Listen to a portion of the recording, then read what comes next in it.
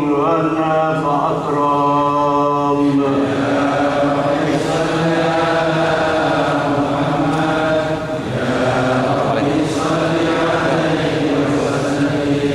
يا ربي صل على محمد يا ربي صل عليه وسلم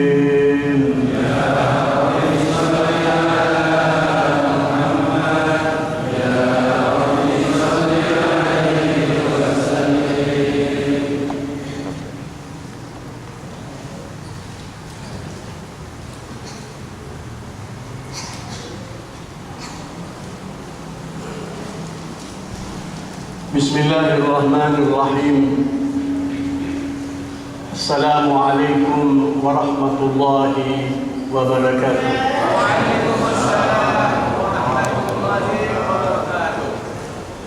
Alhamdulillahi rabbil alamin. Wassalatu wassalamu ala ashrafil anbiya'i wal mursalin sayyidina wa habibina wa qurrati a'yunina wa maulana Muhammad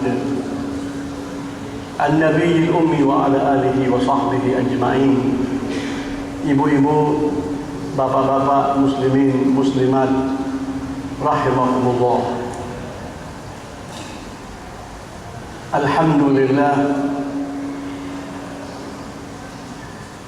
kita diciptakan oleh Allah Subhanahu wa taala. Tiadalah Allah menciptakan sesuatu kecuali demi menganugerahi hambanya. Itulah dia Allah Subhanahu wa taala. Ketika Fir'aun bertanya kepada Musa, "Man rabbukuma ya Musa?" Siapa Tuhan kamu berdua, wahai Musa? Allah Subhanahu wa taala mengilhami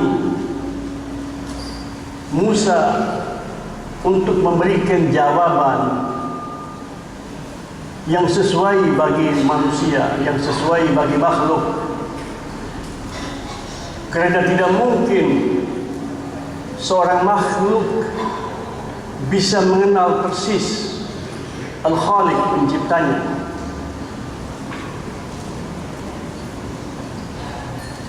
Jangankan untuk mengenal Al-Khaliq Jalla Jalaluh, untuk mengenal sesama makhluk pun kita tidak bisa mengetahuinya secara tepat.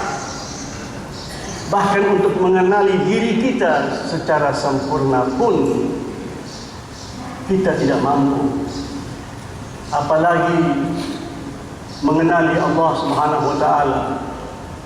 Kita tidak tahu persis hakikat dari suatu bintang yang paling dekat dengan kita. Matahari, kita tidak tahu persis komponen-komponen yang membentuk matahari itu.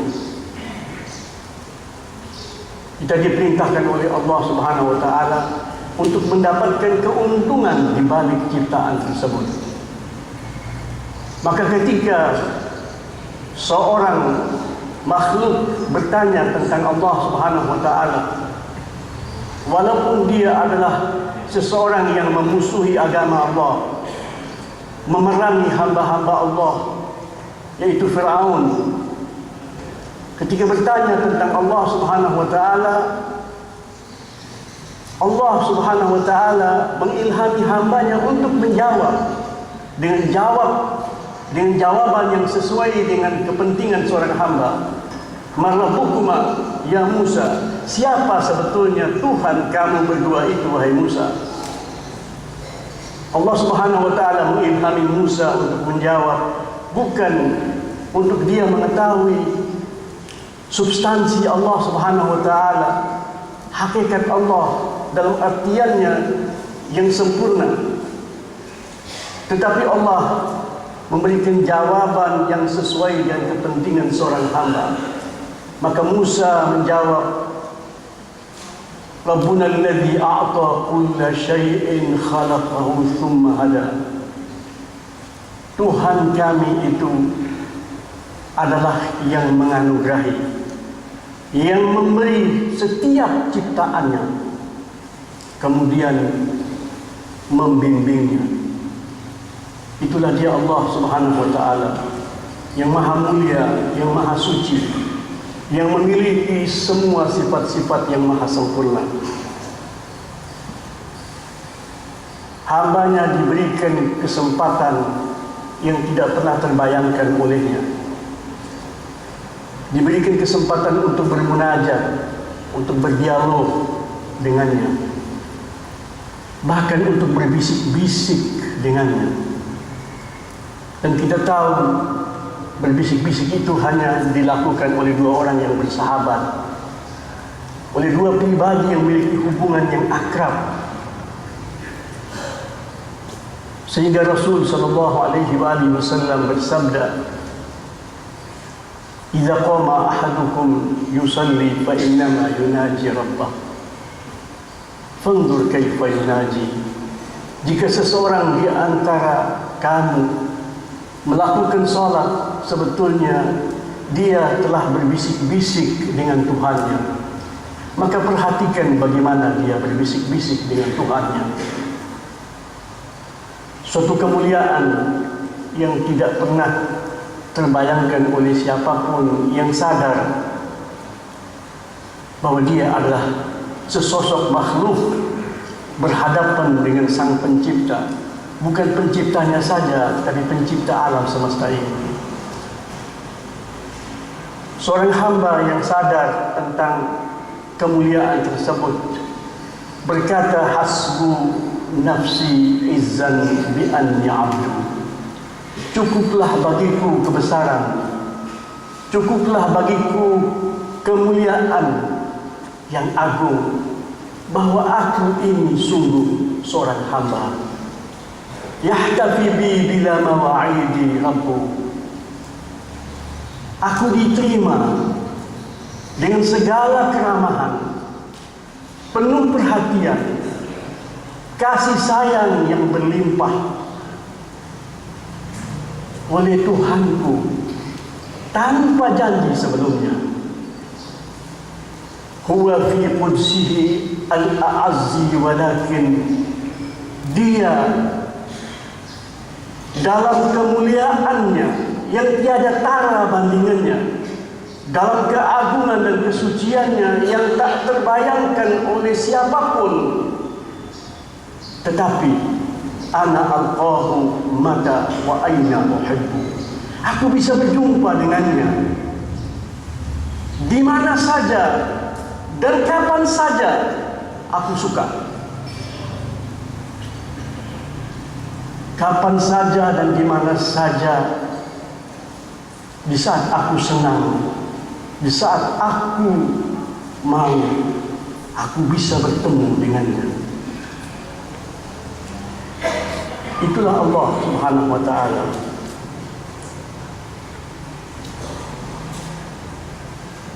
Kita menyaksikan ada perbedaan-perbedaan di antara para ulama ketika berbicara tentang sholat. Ada fuqaha, ulama-ulama fikih, yang memberikan pelajaran kepada kita tentang sholat yang berkaitan dengan sisi-sisi formalnya.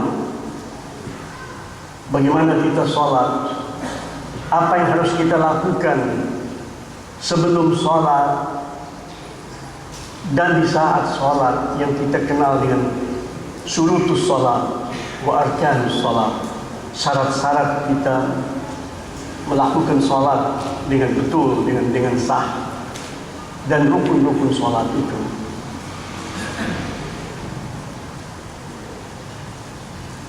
Mereka tidak mengatakan bahwa khusyuk di dalam sholat itu wajib. Mereka mengatakan khusyuk di dalam sholat adalah sunnah suatu tahapan untuk mencapai kesempurnaan di dalam sholat. Sedangkan di sisi lain kita menyaksikan ada ulama-ulama yang menekankan sekali bahwa sholat itu wajib khusyuk di dalamnya. Tanpa khusyuk maka itu bukan sholat.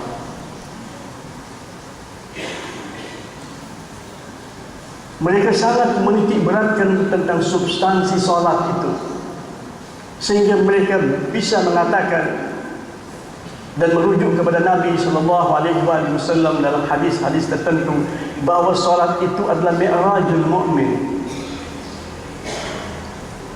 Seorang hamba yang beriman itu bermi'raj kepada Allah Subhanahu wa taala. Gambaran kecil daripada mi'raj Nabi Muhammad SAW. Maka tidak mungkin dikatakan suatu sholat tanpa ada kekhusyukan. Di dalam Al-Quranul Karim banyak sekali ayat-ayat yang menggiring kita untuk memahami khusyuk di dalam solat itu adalah sesuatu yang terpenting, sesuatu yang diwajibkan. Tidak ada perintah solat di dalam Al-Quranul Karim tanpa dikaitkan dengan iqamah. Wa aqimis salata lidzikri. Demikian firman Allah Subhanahu wa taala di surah Thaha. Ketika Allah Subhanahu wa taala memberikan kemuliaan dan kekhususan kepada Musa alaihissalam, Allah berbicara kepadanya dalam bentuk wahyu yang langsung. Innani ana Allah la ilaha illa ana fa'budni. Sungguh aku ini adalah Allah. Tidak ada Tuhan yang hakiki kecuali aku. Maka sembahlah kamu akan daku. Wa aqimis salata lidzikri, dan lakukanlah salat sesempurna mungkin untuk kamu mengingat aku.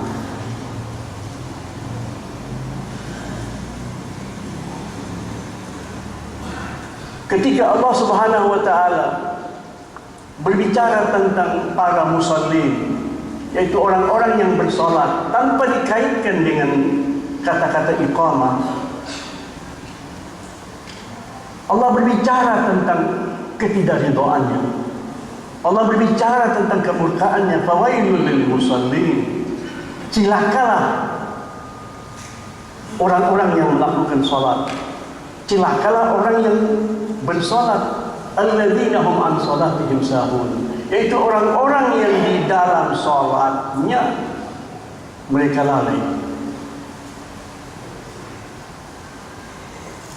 Mereka tidak solat ketika mereka merasa melakukan solat.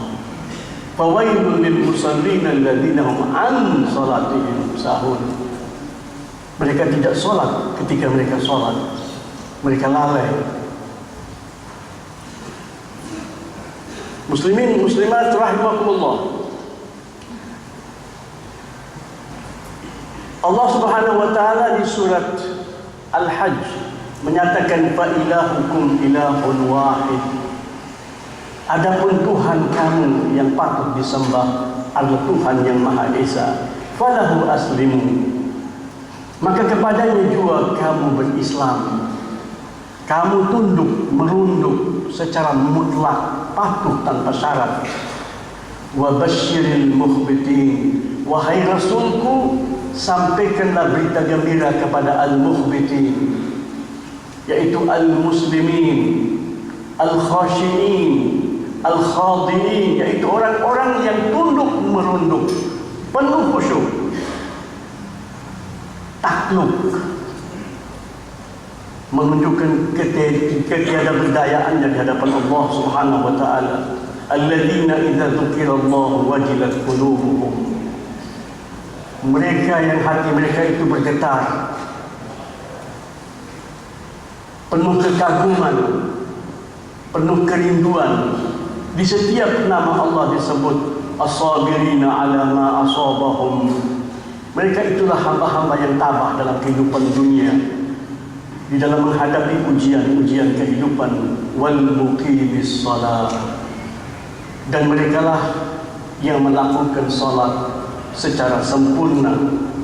Wa mimma razaqnahum yunfiqun, dan dari rizki-rizki yang dikaruniakan kepadanya dia berinfak.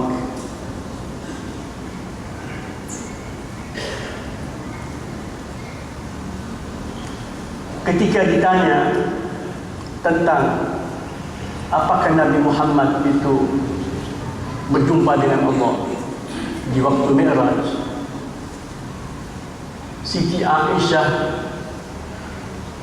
menjawab, tidak. Bohong orang yang mengatakan Nabi berjumpa dengan Allah. Namun Ibnu Abbas, anak paman Nabi SAW, ketika ditanya apakah Nabi berjumpa dengan Allah, dia menjawab ya. Kedua-duanya bersumber kepada satu sumber, Muhammad SAW. Tidak ada pertentangan dalam kedua jawaban mereka, karena masing-masing melihat makna atau kata perjumpaan itu dari segi-segi tertentu. Siti Aisyah berbicara secara formal, sesuatu yang kita lihat secara zahir, maka tidak mungkin Allah Subhanahu wa taala, maka tidak mungkin Nabi Muhammad SAW berjumpa dengan Allah secara fisik. Maka tidak mungkin Nabi Muhammad SAW melihat Allah dengan mata kepalanya. Tetapi Ibnu Abbas menjawabnya bahwa terjadi perjumpaan dengan Allah, dan itu bukan secara fisik, kehadiran hati di hadapan Allah Subhanahu wa taala. Itu pula yang dijawab oleh Ali bin Abi Thalib karramallahu wajhah ketika ditanya, "Hal ra'aita rabbak?" Apakah Anda pernah melihat Allah? Ali menjawab, ya. Apakah engkau membayangkan aku menyembah sesuatu yang tidak aku kenal, yang tidak aku lihat? Tetapi aku tidak melihatnya dengan mata kepalaku. Aku melihatnya dengan mata hatiku, dengan mata keimananku. Itulah perbedaan di dalam memahami khusyuk salat di antara para fuqaha dan para ulama-ulama tasawuf. Masing-masing menitik beratkan pada hal-hal tertentu. Apakah para fuqaha, para ulama fikih itu sengaja menyimpangkan, menyelewengkan pemahaman khusyuk? Tidak. Mereka adalah guru-guru yang berbicara tentang kehidupan manusia secara zahir. Secara zahir, mereka memahami kata-kata khusyuk secara zahir. Kerana Nabi Muhammad SAW ketika melihat seseorang itu di dalam solatnya banyak geraknya, padahal geraknya pada saat itu dia memain-mainkan janggutnya.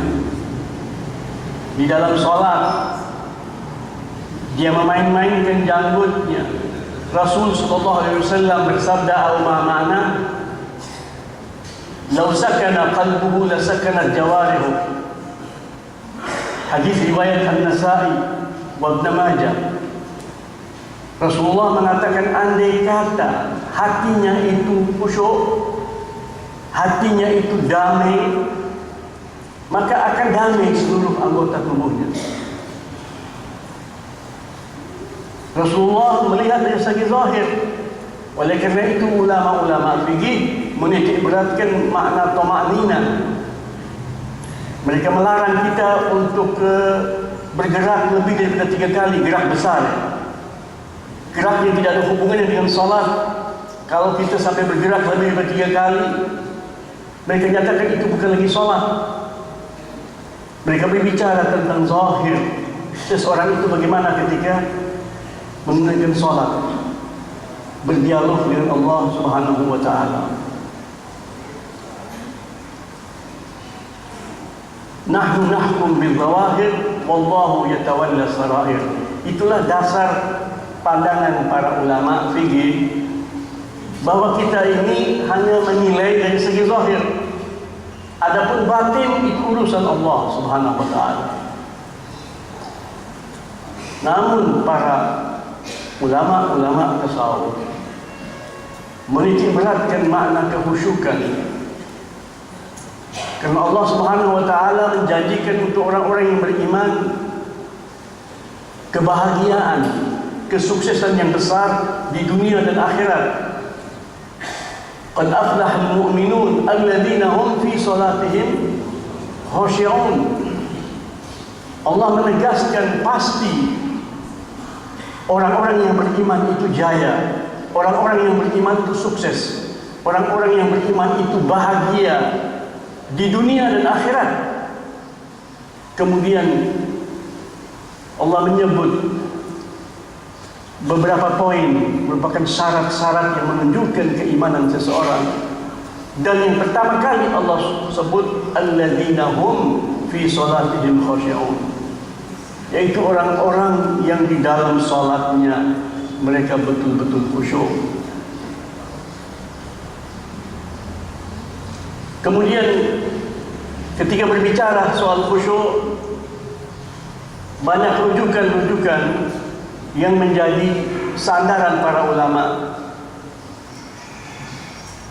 Ulama-ulama tasawuf berbicara tentang solatnya Al-Imam Ali Zainal Abidin, salah seorang cucu Rasulullah SAW yang terbesar, Ali bin Husain bin Ali bin Fatimah binti Nabi SAW, pernah mengalami sakit di kaki beliau, membengkak. Ketika mau diadakan tindakan operasi terhadap beliau, beliau minta untuk dilakukan di waktu sholat, di waktu dia tegak berdiri, dengan tidak mengenal apa yang kita kenal dengan bius. Sayyidina Ali bin Abi Thalib karramallahu wajhah, ketika mau dicabut panah dari tubuh beliau, dilakukan ketika beliau sholat. Ini contoh-contoh yang diambil oleh para ahli tasawuf ketika berbicara tentang kehusyukan.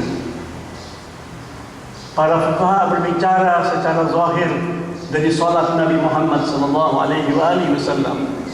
Pernah di suatu hari diriwayatkan beliau salat dan beliau memanjangkan sujud beliau sedemikian rupa sehingga para sahabat ada yang mengira bahwa beliau lupa. Dan di antara sahabat ada yang membayangkan pada saat itu sedang turun wahyu. Maka beliau berpanjang-panjangan di dalam sujud. Namun ketika sholat selesai, ada yang berani menanyakan kepada beliau, gerangan apakah sebabnya sujud saat itu, di sholat itu ada yang sangat panjang sekali. Beliau menjawab bahwa cucuku bermain di atas pundakku. Al-Hasan dan Husain naik turun bergantian di atas punggung Nabi Muhammad SAW ketika beliau bersujud. Maka aku ingin setiap dari mereka mengambil kesempatan yang cukup untuk bermain dan duduk di atas punggungku. Itu artinya apa? Artinya Nabi Muhammad SAW tahu apa yang terjadi, padahal beliau pada saat itu sedang bermunajat kepada Allah Subhanahu wa taala. Itulah yang diambil kesimpulan oleh para fuqaha. Bahkan Rasul SAW pernah di salat subuh membaca surat-surat yang sangat pendek, suratul Ikhlas, Padahal beliau biasa memperpanjangkan bacaan di waktu sholat subuh berjamaah. Maka ketika beliau membaca surat yang pendek, ada sahabat yang bertanya, kenapa sholat kali ini berbeda? Anda membaca surat Al-Ikhlas, sedangkan tidak demikian biasanya. Beliau menjawab secara sederhana, karena aku melihat suara anak yang menangis.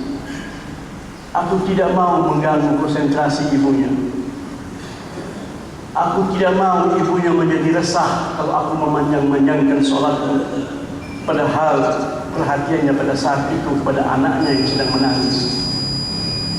Sehingga para fuqaha melihat bahwa khusyuk itu tidak wajib, tapi sunnah, khususnya bagi umat Muhammad SAW. Jika kita menekankan bahwa khusyuk itu wajib, sedangkan khusyuk yang mereka bayangkan itu putus hubungan dengan selain Allah Subhanahu wa taala, karena kita lagi sedang bersolat, kita membukanya dengan Allahu Akbar, bahwa segala sesuatu itu kecil, tidak ada artinya sama sekali, sedang berhadapan dengan Allah Subhanahu wa taala.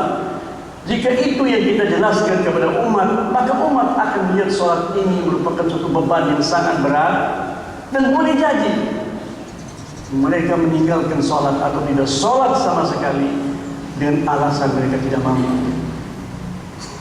Kita melihat bahwa betapa seorang mujtahid ketika berijtihad, dia perlu melihat lingkungan, dia perlu melihat masyarakat. Kemudian sesudah itu mereka berbicara tentang sholat sebagai suatu kelengkapan, sebagai suatu kesempurnaan yang patut dicapai oleh seorang hamba. Mereka berbicara panjang lebar, yang pembicaraannya itu tidak ada perbedaannya sama sekali dengan pembicaraan yang diucapkan oleh para ahli tasawuf. Ini menunjukkan bahwa para ulama sebetulnya tidak berbeda. Tidak berbeda di dalam memahami hakikat suatu masalah, tetapi setiap mereka melihat dari sudut tertentu. Ketika Ad-Dimyati yang menyusun mengarang buku I'anatul Talibin berbicara tentang khusyuk, dan beliau seorang faqih, seorang ulama bidang fikih, itu beliau berbicara dalam masalah kelengkapan. Pembicaraannya tidak ada beda sama sekali dari apa yang diucapkan oleh Imam Ghazali ketika berbicara tentang khusyuk. Maka secara umum perbedaan para ulama itu perbedaan secara zahir saja, karena semuanya mereka merujuk kepada Al-Quran dan Sunnah Rasulullah Sallallahu Alaihi Wasallam. Sehingga pernah ada timbul pertanyaan, ada dua kejadian di kehidupan Ali bin Abi Thalib radhiyallahu anhu, yaitu dicabutnya anak panah dari tubuh beliau. Itu sakit tentunya. Maka beliau meminta untuk dicabut waktu sholat. Namun dalam kesempatan yang lain diriwayatkan bahwa seorang peminta-minta masuk ke dalam masjid. Peminta-minta di zaman Nabi Sallallahu Alaihi Wasallam masuk ke dalam masjid dan meminta-minta. Waktu itu para sahabat ada yang sedang duduk, sedang zikir, ada yang lagi sedang sholat sunnah, dan Ali bin Abi Thalib pada saat itu lagi sedang sholat sunnah. Peminta-minta ini keliling berjalan di masjid untuk meminta-minta. Tidak ada seorang pun yang memberikan kepadanya sesuatu, karena tidak ada pada mereka yang mereka bawa ke masjid. Dan pada saat itu Ali bin Abi Thalib sedang sholat. Orang itu lewat di muka Ali bin Abi Thalib dengan mengucapkan kata-kata, bantu aku, ya Allah, mudahkan aku lewat hamba-hambamu yang baik-baik ini. Aku memerlukan bantuan. Ali bin Abi Thalib mendengar ucapannya itu. Beliau lagi sedang sholat. Beliau mengulurkan tangan beliau, memberikan isyarat kepadanya untuk dia ambil dari tangan beliau cincin beliau.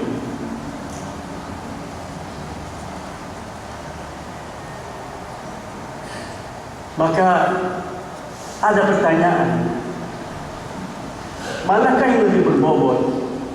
Salat Ali bin Abi Thalib ketika beliau terhanyut di dalam salatnya sehingga tidak merasakan rasa sakit ketika dicabut dari beliau anak panah, atau ketika beliau salat dan dalam waktu yang sama beliau bersedekah sehingga turun ayat Al-Quran yang berbicara tentang sikap tersebut.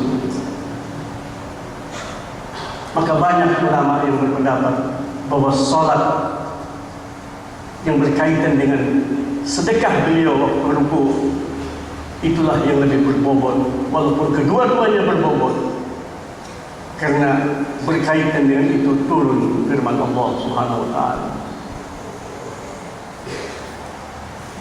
Demikian juga Rasulullah sallallahu alaihi wasallam dalam suatu situasi yang sangat genting, yaitu ketika kaum muslimin dikepung oleh musuh-musuh mereka di perang Al-Khandaq.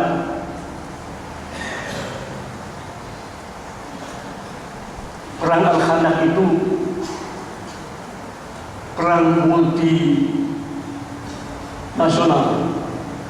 Beberapa kelompok suku bangsa mengeroyok Islam. Ada perang orang Yahudi, ada perang orang Arab, ada bantuan orang Persia dalam berbentuk materi, atau bantuan itu lewat orang Yahudi. Ada perang orang Romawi, maka dikatakan Ghazwatul Ahzab, dan ada surat dalam Al-Quran yang namanya Al-Ahzab. Al-Ahzab itu bisa diterjemahkan bangsa-bangsa. Itu mengeroyok Islam. Tujuannya hanya satu, membumi hangus kaum muslimin dan menghentikan dakwah Allah Subhanahu wa taala. Pada saat yang sangat genting, Rasulullah SAW berkata kepada sahabat-sahabat beliau, siapa di antara kamu yang sekarang ini mau menyeberang lewat khandak, parit besar yang dibuat oleh kaum muslimin, menyeberang masuk ke jantung kekuatan musuh, duduk di tengah-tengah mereka untuk kembali kepadaku, memberikan informasi apa yang terjadi di sana. Dia masuk ke dalam dan dia tidak boleh melakukan tindakan apapun. Jadi betul sangat hati-hati agar supaya dia kembali kepadaku, memberikan laporan apa yang terjadi di sana. Yang meriwayatkan ini adalah Huzaifah ibn Yaman radhiyallahu taala anhu, mengatakan kami yang ada di situ semuanya diam.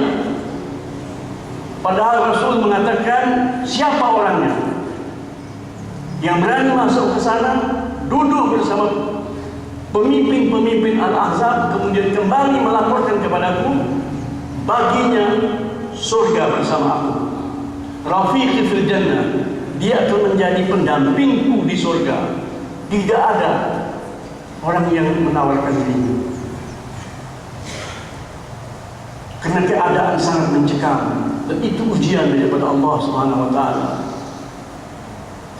Kemudian Rasulullah sallallahu alaihi wasallam berkata, Huzaifah ibn Yaman menyebut namanya. Maka Huzaifah mengatakan, labbaika ya Rasulullah, aku dengar panggilanmu dan aku patuhi kehendakmu. Aku pun takut, tidak berani aku ke sana. Tapi kalau beliau perintahkan aku, pasti aku lakukan. Berangkat kamu ke sana. Maka Huzaifah berkata, labbaika ya Rasulullah. Dia bangun dan dia masuk menyeberang ke sana pada saat situasi sangat gelap gulita, cuaca sangat dingin, Dan Huzaifah memakai pakaian yang sangat sederhana. Dia masuk ke dalam dan dia sampai ke jantung kekuatan Al-Ahzab. Dia duduk di tengah para pemimpin Al-Ahzab, sehingga dia mengatakan, jarak antara aku dan Abu Sufyan hanya beberapa langkah. Bagaimana aku tahu Abu Sufyan, yaitu pemimpin Quraisy, yang dapat dikatakan dia merupakan pemimpin umum dari seluruh kekuatan itu. Allah kirim kilat. Begitu kilat itu muncul dengan cepat, aku menyaksikan dia. Dia lagi sedang berbicara. Pada saat itu ada hasrat yang sangat kuat di hatiku untuk menebas kepalanya, walaupun akibatnya kematian, karena orang ini lebih yang keladi daripada permusuhan terhadap Islam. Tetapi aku ingat pesan Nabi untuk aku tidak berbuat suatu tindakan apapun, dan aku harus kembali melaporkan kepada beliau. Kemudian Abu Sufyan berkata kepada hadirin yang berada di sekitarnya, dia mengatakan, hati-hati, tidak mustahil Muhammad kirim orangnya masuk ke jantung kekuatan kita. Maka masing-masing dari kita harus yakin siapa yang duduk di sampingnya, karena cuaca sangat gelap. Setiap dari kita harus memastikan siapa di samping kirinya dan di samping kanannya. Maka aku langsung berkata, siapa kamu? Aku pegang orang yang sebelah kanan, siapa kamu? Dia mengatakan, Amr ibn al-As. Tangan kanannya Abu Sufyan. Dan kamu siapa? Sebelah kiri. Dia menjawab, aku Muawiyah bin Abi Sufyan. Dan alhamdulillah tidak ada satu pun di antara mereka yang bertanya, kamu siapa? Ini terjadi di kancah perang Al-Ahzab. Dia duduk di sana dan dia mendengar pembicaraan mereka semuanya. Maka ketika tiba saatnya dia kembali, dia bangun, dia pulang ke pusat komando muslimin yang dipimpin oleh Rasulullah SAW. Kemudian dia masuk ke kemah Nabi, karena Nabi sudah masuk ke kemahnya. Ketika dia masuk dalam kemah Nabi, dia menemukan Nabi lagi sedang sholat tahajud. Huzaifah ibn Yaman masuk ke dalam kemah Nabi dalam keadaan menggigil. Dinginnya luar biasa, aku menggigil, aku duduk di situ di dekat Nabi untuk memberikan laporan. Beliau tetap terhanyut dalam sholat beliau. Kemudian beliau tarik aku, Rasulullah tarik Huzaifah ibn Yaman untuk mendekat kepadanya dan menyelimuti sahabatnya itu dengan selimut yang beliau pakai. Dan selimut itu adalah salah satu selimut istri beliau. Itulah Muhammad SAW. Salat beliau lanjutkan, tetapi beliau tidak lupa bahwa ada salah satu daripada umat beliau dalam keadaan kedinginan. Beliau tarik rapat-rapat Huzaifah ibn Yaman sampai Huzaifah itu duduk menggigil di kaki beliau dengan selimut yang sama. Beliau selimuti Huzaifah ibn Yaman dan beliau juga berselimut dengan selimut yang sama. Beliau lakukan sholat itu sampai habis. Itulah Muhammad SAW. Ini contoh tentang sholat. Sholat khusyuk bukan berarti kita lupa segala-galanya, tetapi ingatan hanya ditujukan kepada Allah Subhanahu wa Ta'ala. Maka ketika berbicara tentang sholat khusyuk, Imam Ghazali rahimahullah berkata secara sederhana, wahai saudaraku, ketika engkau masuk di dalam sholat, engkau tentunya sadar bahwa engkau datang menghadap Allah Subhanahu wa Ta'ala. Engkau tentunya sadar bahwa engkau akan bermunajat, berbicara kepadanya. Engkau tentunya sadar siapa kamu dan siapa Allah Subhanahu wa ta'ala. Maka ketika engkau mengatakan Allahu Akbar, usahakan jangan sampai hatimu membohongkan ucapanmu. Jangan sampai hatimu itu berseberangan dengan ucapanmu. Rasakan bahwa semuanya itu kecil, karena kamu bersama Allah Subhanahu wa ta'ala. Kamu sedang mengutarakan isi hatimu, perasaanmu, suka dukamu dalam hidup ini kepada pencipta alam semesta yang maha pengasih, maha penyayang kepada engkau, yang menyimak pembicaraanmu, yang menatap kepadamu dengan tatapan penuh fokus. Maka jangan engkau palingkan wajahmu darinya. Katakan kepadanya apa yang mau kau katakan. Bisikan kepadanya apa saja yang mau kau bisikan. Engkau tidak pernah sendirian, karena Dia bersamamu selama-lamanya. Wahai saudaraku, coba engkau fikirkan seseorang yang hadir di hadapan seorang raja, kemudian dia melakukan tindakan-tindakan yang tidak sopan. Coba engkau bayangkan jika engkau duduk di suatu majlis bersama seorang raja, tetapi perhatianmu kepada selainnya. Mana yang lebih beruntung? Mana yang lebih diridhoi oleh raja? Atau mana yang kurang dimurkai oleh seorang raja? Kamukah yang hadir di majlisnya tetapi tidak sopan, ketimbang seseorang yang memang tidak datang sama sekali? Itu adalah hubungan engkau dengan seorang raja, seorang pemimpin di dunia. Maka bagaimana hubunganmu dengan Allah Subhanahu wa ta'ala? Demikian yang diucapkan oleh Imam Ghazali secara panjang lebar, tetapi saya meringkasnya dengan cukup sekian. Karena waktu sudah cukup siang, mari kita akhiri pertemuan ini dengan sama-sama bermunajat kepada Allah Subhanahu wa ta'ala. Alhamdulillahirabbil alamin. Wassalatu wassalamu ala asyrafil anbiya'i wal mursalin Sayyidina Muhammadin wa ala alihi wa sahbihi ajma'in. Ya Allah, Tuhan kami, Tuhan yang memiliki sifat-sifat yang maha sempurna, curahkanlah salawat-Mu, salam dan barakat-Mu atas penghulu kami, Nabi kami, hamba dan kekasih-Mu Muhammad, dan keluarga beliau yang Engkau sucikan, dan sahabat-sahabat beliau yang Engkau muliakan. Ya Allah, Tuhan kami, jadikanlah kegembiraan kami, kebahagiaan kami dalam kepatuhan kepada-Mu. Ya Allah, Tuhan kami, jadikanlah seluruh perhatian kami, fokus tujuan kami adalah mendapat ridha-Mu. Ya Allah, Tuhan kami, Engkau maha mengetahui segala sesuatu yang berkaitan dengan diri kami, zahir kami, batin kami. Maka ampunilah dosa-dosa kami, penuhilah hajat-hajat kami, permudahkanlah segala urusan kami.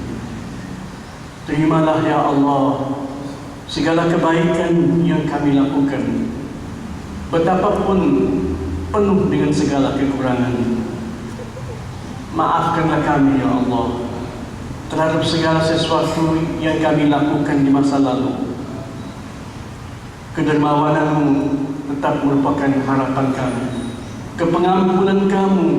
Kepengampunan-Mu ya Allah tentang menjadi sadaran kami terhadap kesalahan-kesalahan dan dosa-dosa yang kami akan lakukan, sengaja ataupun tidak sengaja ya Allah. Kami mengaku kami adalah hamba-hamba yang zalim kepada diri kami. Tidak ada yang mampu menyelamatkan kami kecuali kepengampunan-Mu dan rahmat-Mu. Ya Allah, kami sangat menginginkan, penuh hasrat terhadap kebaikan-Mu, yang biasa Engkau lakukan kepada kami, pemberian-Mu yang sudah merupakan pembawaan-Mu. Nahnu mustaslimun ya Allah, kami tunduk kepadamu tanpa syarat, patuh secara mutlak.